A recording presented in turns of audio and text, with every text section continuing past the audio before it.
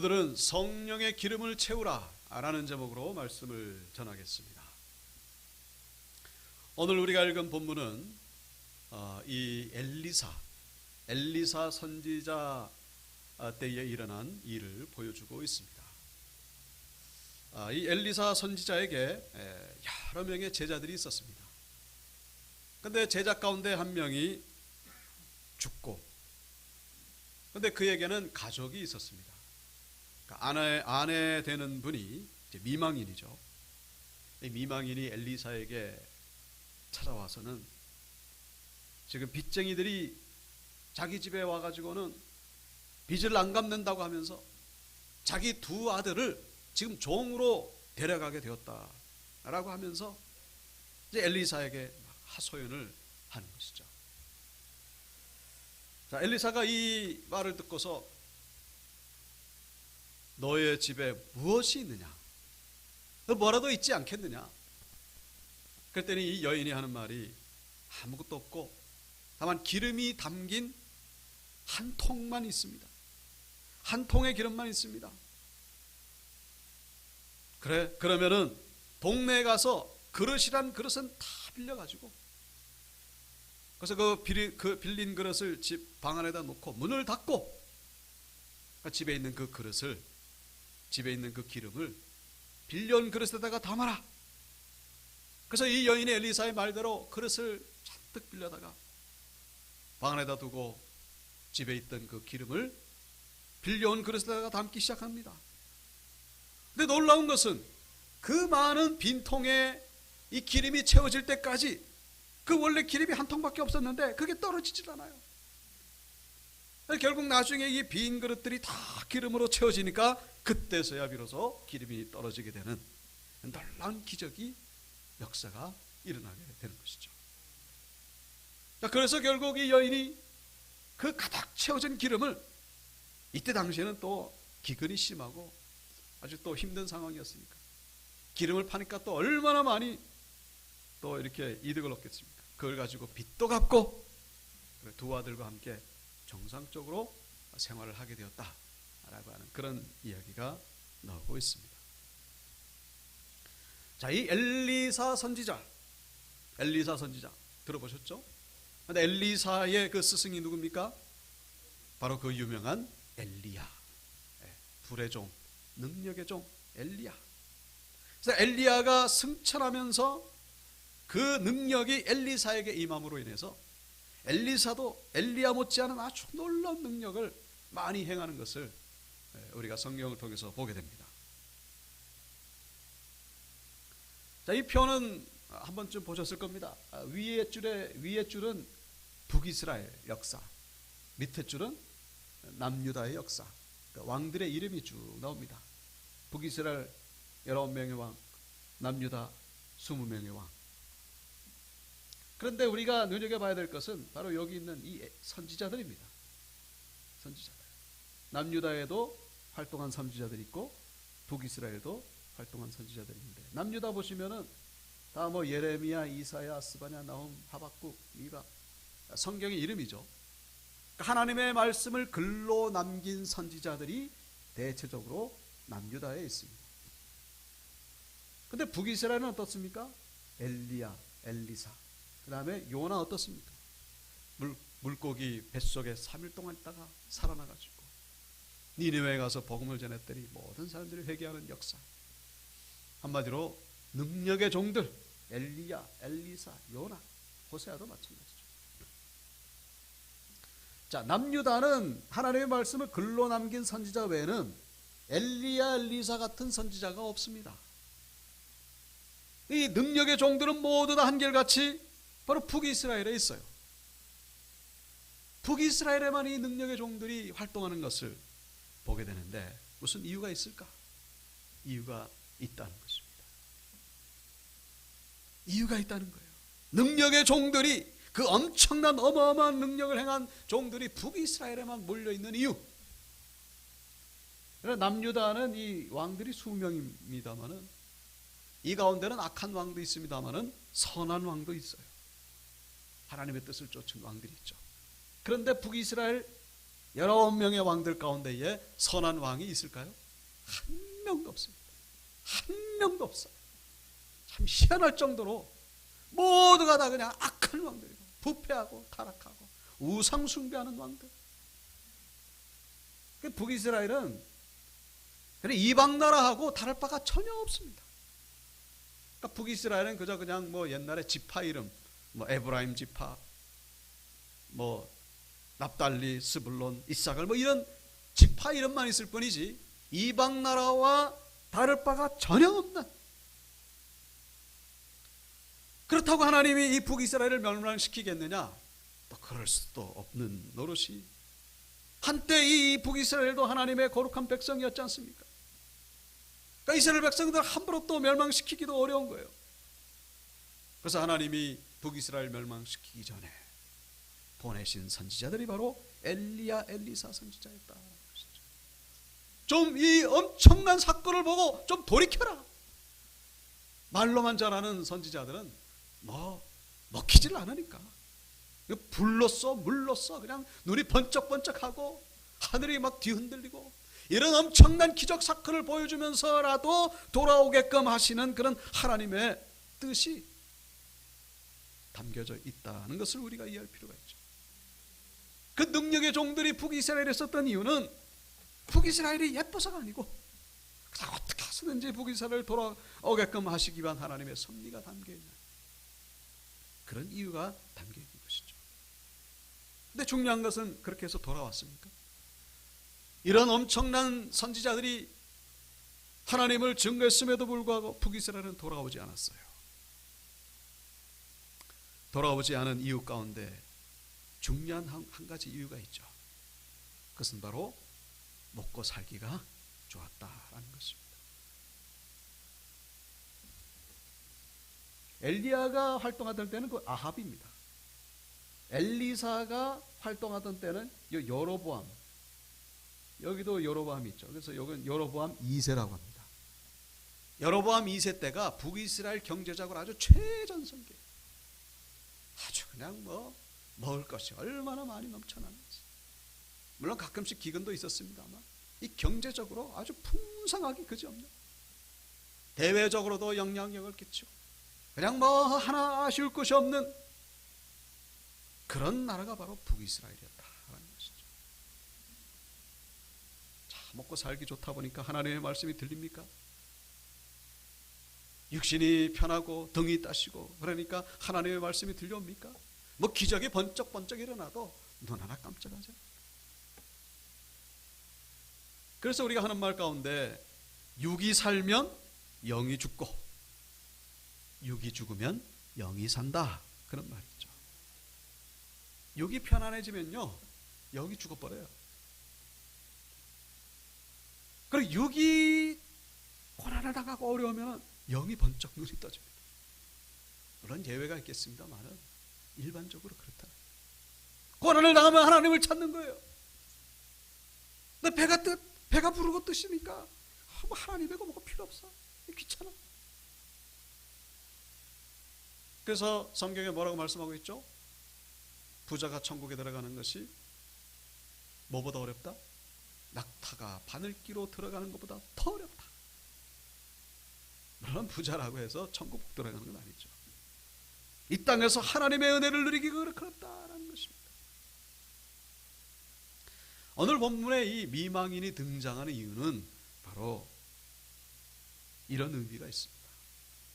이 경제적으로 풍성한 이 북이스라엘과 이 고난 가운데 있는 이 미망인의 모습이 아주 대조적으로, 그 대조적으로 이미 이 하나님이 이 등장시키신 거예요. 북이스라엘 백성들아, 좀 봐라, 이 여인을 봐라, 그런 얘기죠. 참 어떻게 보면 거꾸로 됐어요. 우상을 섬기는 북이스라엘은 경제적으로 아주 풍성해지고 잘 먹고 잘 살아요. 그런데 오늘 본문에 등장하는 미망인은 어떻습니까?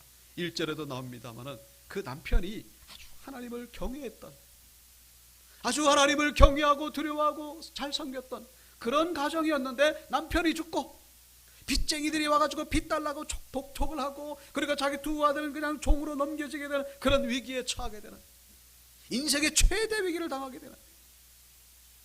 어떻게 하나님을 섬기면 잘 살아야 되는데 큰 위기를 당하고, 북이스라엘이 우상을 섬기면 아주 그냥 멸망해야 되는데 그냥 잘 먹고 잘 살고, 어떻게 된 게 거꾸로 됐어요. 근데 중요한 건 뭡니까? 우리가 어느 정도 알겠습니다만 이 북이스라엘은 나중에 완전히 어떻게 돼요? 멸망해 버려요. 역사가 끝납니다. 없어져요. 없어집니다. 그런데 오늘 본문에 나오는 이 미망인, 극도의 위기를 만난 미망인 엘리사에게 나옵니다. 하나님을 찾죠. 하나님을 찾는 가운데에 하나님의 그 놀라운 구원의 역사를 경험하고, 더 중요한 것은 이 성경의 한 역사의 페이지를 장식하게 되었다라는 것입니다. 하나님의 뜻을 이루어가는 그 역사의 주인공이 되었음을 오늘 본문은 우리에게 보여주고 있다는 것입니다. 우리 눈앞에 펼쳐지는, 우리가 무엇을 많이 가지고 있느냐, 우리가 무엇이 없느냐, 이거보다 중요한 것은 하나님을 찾느냐 찾지 않느냐.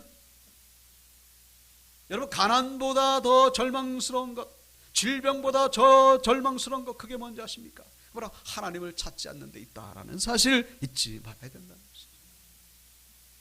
하나님을 찾지 않는 것, 그것이 진짜 불행이다라는 거예요. 그게 진짜 절망스러운 일이다라는 것입니다.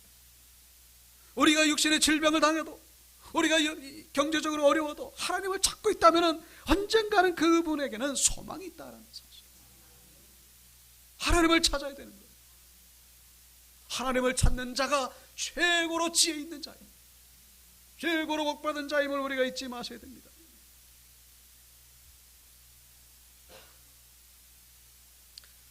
자, 이 북이스라엘 절망스러운 일은 바로 하나님을 찾지 않았다는 데 있다라는 사실. 저분이 구준회라고 하는 분입니다. 이분이 서울대 법대를 졸업하고 서울중앙지검 검찰청 민원실에 1967년도에 입사를 합니다. 이분이 입사를 해가지고 너무나 행복한 그런 시간을 보냅니다. 남부를 것이 없네. 자기 두 딸이 있고 퇴근하면은 아내가 반겨주고, 그리고 직장에서는 막 시끄럽고 복잡하고 하지만은 검찰청 자리에 있으니까 그렇게 행복한 시간을 보내다가 입사한 지 2년 만에, 그러니까 1969년도 점심 식사가 끝나고 다방에서 동료 직원들과 함께 차를 마시는데 갑자기 그냥 발작을 일으켜가지고 정신을 잃어버리게 됩니다. 정신을 차리고 보니까 세브란스 응급실. 이렇게 진단을 하고 또 의사와 상담 끝에 결국 내린 병명이 갈고리촌충 아십니까? 갈고리촌충은 보통 우리 몸에 있어도 대변으로 다 나오는데, 그 알이 혈액을 타고 몸을 돌다가 뇌 속으로 들어갑니다. 뇌 속에 이게 자리를 잡고서 간질 발작을 일으킨 겁니다. 그래서 이분이 일주일간 병가를 내고 유명한 병원이라는 병원은 다 다닙니다. 이걸 고쳐보려고. 시도 때도 없이 그냥 발작을 일으키고 간질 환자가 되니까 성모병원, 녹십자병원, 국립의료원, 고려대병원, 그리고 세브란스 병원 다. 한결같이 얻게 되는 대답은 치료가 불가능하다. 지금은 어떨지 모르겠습니다만 60년도에는요 이게 의료기술이 그때는 또 맞아요. 좋지 않아가지고 이거 뇌에다가 메스를 했다가는 이거는 큰일 난다. 절대로 못 고친다. 그냥 살아야 됩니다. 할 수 없이 직장을 그만두게 됩니다. 그리고 고향으로 내려가서 이제 그냥 할 수 있는 게 없어요. 그 여성을 보내는데 이 마지막 지푸라기라도 잡는 심정으로 이 듣는 소문에 의하면은 죽은 사람의 살이나 뼈를 먹으면은 이게 낫는다라는 그런 얘기를 듣고 어떻게 태반을 얻어다가 이거를 구워가지고 먹습니다. 효과가 없어요. 그러다가 어떤 분이 산소 관리하는 분을 통해 가지고 이 죽은 사람의 뼈를 구해 가지고 그걸 빻아 가지고 또 술에다 타 가지고 먹는데 효과가 없어요. 나중에는 돌아가신 어머님 산소에 찾아가 가지고, 어머님, 사람이 죽으면 귀신이 된다는데 이제 어머님이 귀신이 됐으니까 이 아들 죽어가니까 어떤 약이 좋은지 좀 가르쳐 달라고. 무슨 뭐 대답이 있습니까? 없죠. 그러던 중에 이분의 아내의 언니 되는 분, 그러니까 처형이죠. 처형이 독일의 간호사로 가게 됩니다. 60년도에 가 있는 동안에 이제 이 아내 되는 분이 언니에게 편지를 보낸 거죠. 독일에는 좋은 약들이 많다 하는데 제 남편 좀 고칠 수 있는 약 좀 보내달라고. 그때는 뭐라고 답장이 왔냐면은, 독일에도 네 남편 고칠 수 있는 약은 없다. 다만 한 가지 방법이 있다. 그것은 바로 하나님을 찾는 것이다. 하나님을 찾으면 살 수 있다. 근데 그 편지 내용을 이분이 알고서 코웃음을 칩니다. 그렇게 죽어가면서도 코웃음을 쳐요. 무슨 놈의 하나님이 있냐고. 말도 안 되는 소리 하지 마. 눈에도 보이지 않는데 무슨 하나님이 있냐고. 그러면서 하나님을 거절합니다. 그러다가 1975년 성탄절 12월 26일 날 그때 밤 8시에 이제 아주 죽음과도 같은 발작이 일어나가지고 이틀 동안 쓰러져 있다가 정신을 차리게 되는데, 그때 비로소 이제 죽음을 결심하죠. 이제 자살해야 되겠다. 이제는 죽는 수밖에 없다. 그래서 이제 약을 먹고 자살하려니까 이 아내가 막 말립니다. 당신 절대로 약 먹고 죽으면 안 된다. 그래가지고 높은 데서 뛰어내리려고 하니까 그 시골에 뭐 높은 빌딩도 없어요. 그러니까 뛰어내릴 데도 없고, 호숫가에 가서 이제 빠져 죽으려고 가봤더니 그냥 꽁꽁 얼어가지고 또 죽을 수도 없고, 이래도 못 죽고 저래도 못 죽고 망연자실한 모습으로 그냥 방 안에 가만히 있는데, 그때 갑자기 그냥 하늘에서 빛이 내려오기 시작해요. 신비한 체험을 하게 되죠. 근데 빛이 쫙 비치면서 뭐가 보이냐면은 바로 그 처형의 얼굴이 탁 떠오릅니다. 그래서 처형이 나타나가지고, 하나님이 나타나셨는데 왜 하나님을 찾지 않느냐며, 왜 하나님을 찾지 않느냐고 그러면서 막 뭐라고, 내가 이제 죽을 때가 됐나 보다 그러면서 뭐냐. 근데 그때가 밤 8시쯤 됐는데 그 다음날 새벽 4시까지 놀라운 그런 신비로운 체험, 하늘이 열리고 하나님의 음성을 듣고 내가 너의 죄를 사하였노라. 그리고 마지막에 가가지고는 자기 온몸에 이게 주사기가 막 여러 개 꽂히는 그런 환상을 봅니다. 그러면서 자기가 살아났다라는 그런 확신을 가지게 되죠. 자, 그리고 나서 이 독일에 있던 그 처형되시는 분이 귀국을 했는데 한 지가 좀 몇 년 됐어요.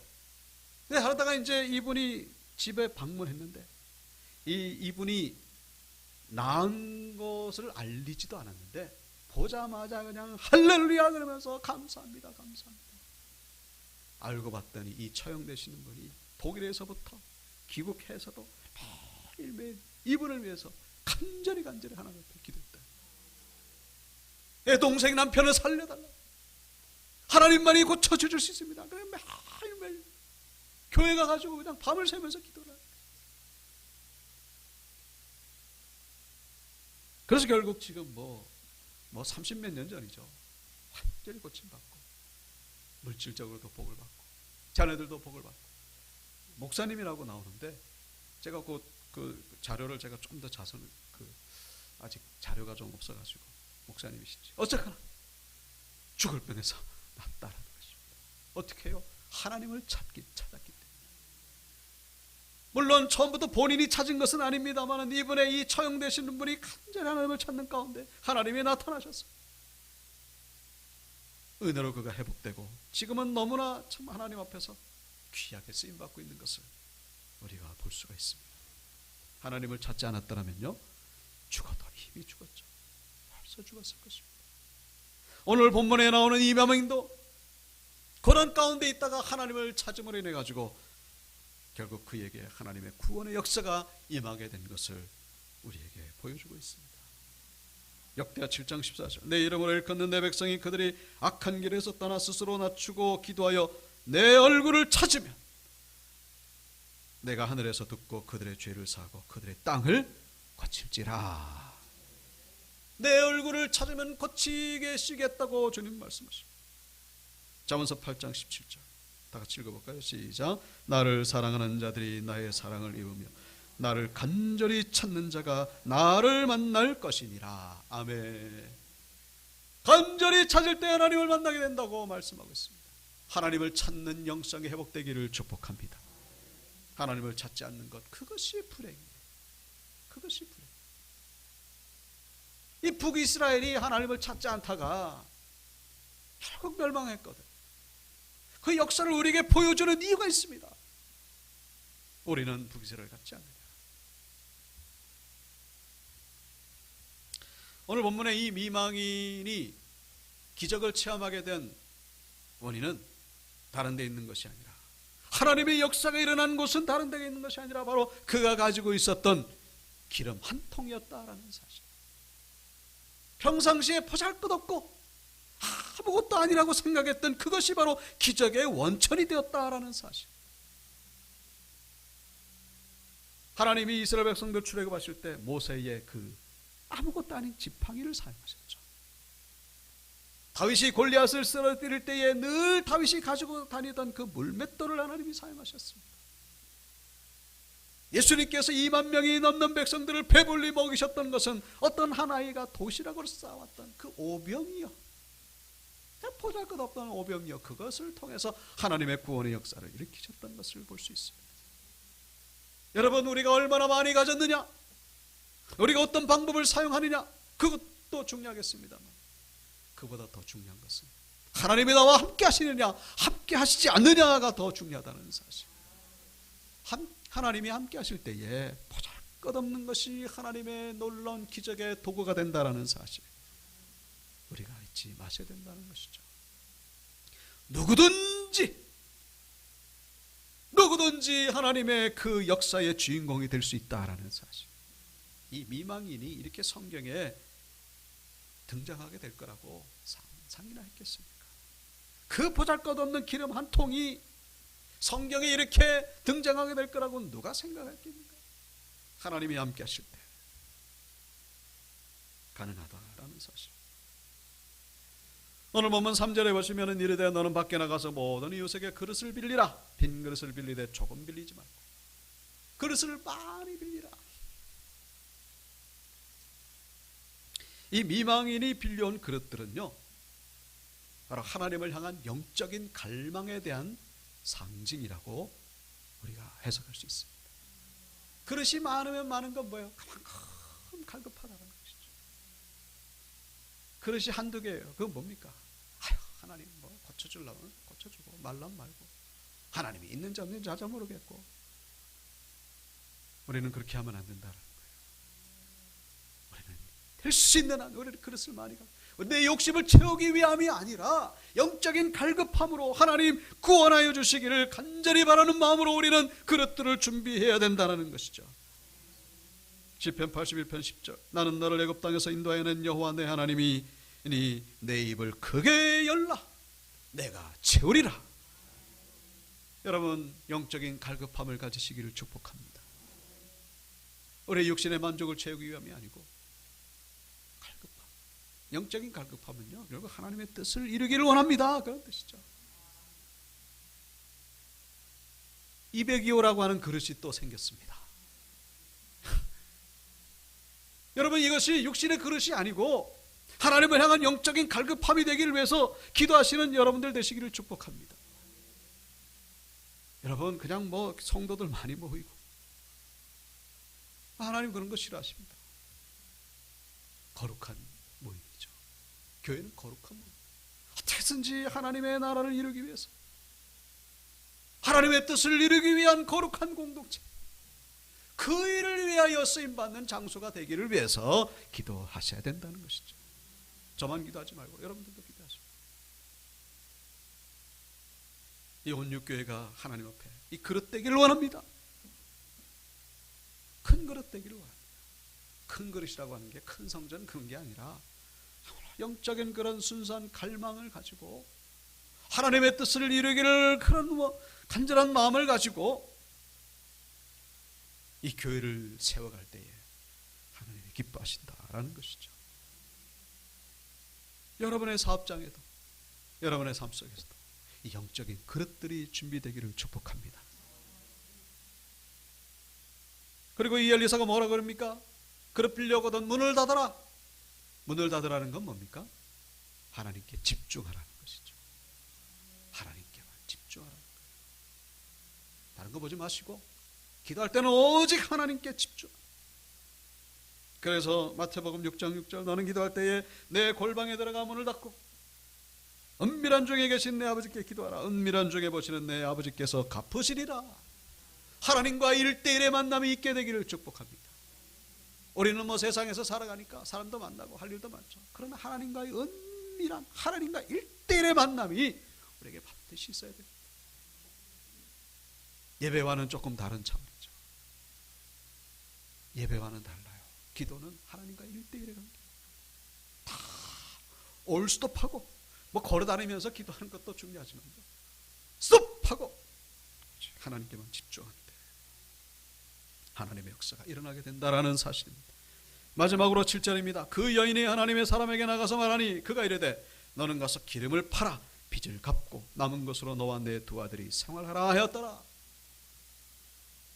여러분, 우리 신앙인들은요, 영적인 기름을 팔아서 생활하는 자들임을 우리가 잊지 마셔야 됩니다. 뭐예요? 영적인 기름을 팔아서 생활하는 자들. 우리가 영적인 기름을 팔아야만 살 수 있는 것들이 있죠. 그게 뭡니까? 집은 돈을 가지고 사고 뭐 필요한 것들, 자동차는 돈으로 삽니다만 돈으로 살 수 없는 것, 오직 영적인 기름을 팔아서 살 수 있는 것, 그 구원, 소망, 기쁨, 감사, 평안함, 거룩함, 만족함, 감사, 기쁨. 돈이 있어도 침대는 사지만 잠은 살 수가 없죠. 돈이 있어서 밥은 맛있게 먹어도 소화시키는 것, 우리가 건강해진 것, 그것은 우리 마음대로 되지 않습니다. 때로 모든 것이 다 갖췄어도 우리 심령 가운데 평안함이 임하는 것, 오직 성령의 기름을 팔 때에 살 수 있는 것이고요. 또 성령의 기름을 팔아가지고 우리가 육적인 강건함도 우리가 얻을 수가 있죠. 자동차는 주유소에 들어가서 기름을 넣고 달리지만 우리 신앙인들은, 불신자들은 제외하고 우리 신앙인들은 영적인 기름이 채워질 때에 비로소 활동할 수 있게 된다는 사실, 그걸 팔아야 우리는 빚도 갚고, 뭐 죄의 빚도 갚고, 그리고 우리의 자녀들과 우리의 가정, 우리의 사업장이 하나님의 평안함을 누리고 하나님께 영광 돌리게 된다는 사실.